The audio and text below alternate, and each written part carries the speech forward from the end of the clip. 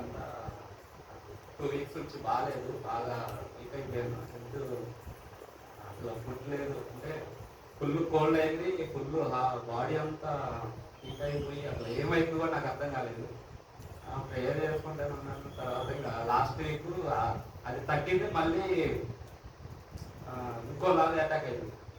Same cold రూపంలో మళ్ళీ వేడి బయట స్టార్ట్ అయింది.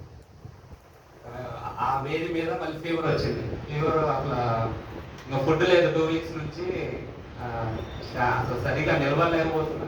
ప్రేయర్ చేసుకున్నా, నువ్వు ఇచ్చిన ఏదైనా అనుమతించి నా జీవితంలోకి నువ్వు అనుమతించుకుని రాదు కదా, అట్లే ప్రేయర్ చేసుకున్నా. నిన్న తగ్గిపోయింది, అందుని బట్టి దేవునికి స్తోత్రం. ఇంకోటి ఏంటంటే మా ఫ్రెండ్ జాబ్ పోయిందని బాధపడుతుంది. సో నేను ప్రేయర్లో పెడతాను, నేను బాధపడమని చెప్పాను.